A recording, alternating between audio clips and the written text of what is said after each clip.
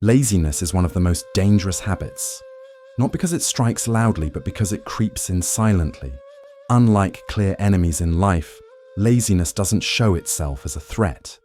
Instead, it disguises itself as rest, comfort, or taking a break. You tell yourself, "I'll do it tomorrow," or "I need more time to prepare." But those small excuses slowly turn into weeks, months, and even years of lost potential. Laziness doesn't kill you instantly. It kills you slowly by robbing you of opportunities, weakening your discipline, and making you forget your purpose. Every time you delay a task, you are training your mind to accept mediocrity. Every time you choose ease over effort, you are building chains around yourself, and over time, these chains become so heavy that you no longer believe in your own ability to change. Laziness also makes you blind to the blessings and time Allah has given you. Time is the most precious risk, yet laziness wastes it without mercy. While others move forward, growing, learning, and achieving, laziness keeps you stuck in the same place, convincing you that you're comfortable while secretly draining your future. The worst part is that laziness doesn't just affect your career or finances, it weakens your spiritual strength as well. Salah feels heavy, Quran feels distant, and even making dua seems like an effort you delay. Laziness is not just about lying in bed too long. It is a disease of the heart that slowly kills ambition, faith, and hope. One of the deadliest ways laziness kills you is through missed opportunities. Life is full of doors that open for a moment and then close forever. A business idea comes to your mind, but you delay it. A chance to improve your skills appears, but you tell yourself, "I'll start next week." Someone offers you guidance or mentorship, but laziness convinces you that you're not ready. Slowly, the opportunities that could have changed your life slip away, and you are left with regret. The truth is, success doesn't come to those who are the smartest or the luckiest. It comes to those who act when the opportunity appears. Laziness is the enemy of action. It whispers that you have more time, but in reality, time is slipping away. Every day wasted in laziness is a day you will never get back. And once that time is gone, it cannot be recovered, no matter how much money or power you gain later. Missed opportunities don't just affect your worldly success, they also affect your spiritual growth. How many times do we delay prayer until it's too late, thinking we can make it up later? How often do we miss the chance to give charity, to recite Quran, or to seek forgiveness, only because laziness told us to wait? Each delay closes a door of mercy that might never reopen. Laziness makes you believe tomorrow is guaranteed, but tomorrow belongs only to Allah.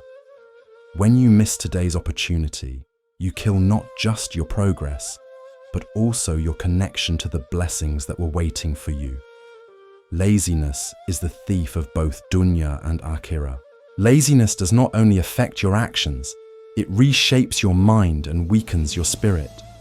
Psychologically, laziness trains you to avoid discomfort. The more you give into it, the more your brain associates effort with pain and comfort with safety. Over time, even simple tasks feel overwhelming because your tolerance for effort has collapsed.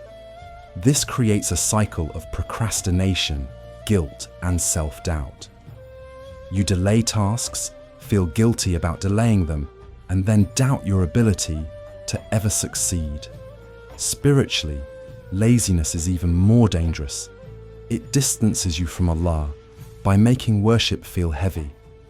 Salah becomes a burden, Quran feels distant, and dhikr seems unnecessary. Each time you delay a prayer or ignore an act of worship, your heart hardens slightly. Eventually, laziness doesn't just keep you away from good deeds, it convinces you that you don't need them at all. This is how laziness kills the soul. not by direct attack, but by slow neglect.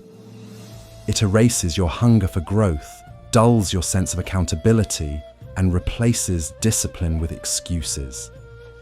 The Prophet ﷺ warned against laziness in his daily dua, seeking refuge from it because he knew how destructive it is.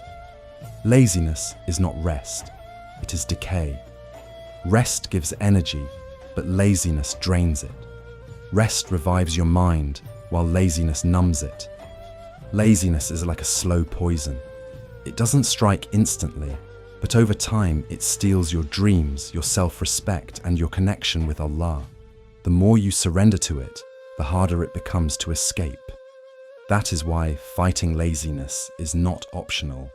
It is a battle for both your dunya and your akhirah. Every person carries within them dreams, visions of who they could become, what they could achieve, and the legacy they could leave behind. But dreams do not live forever.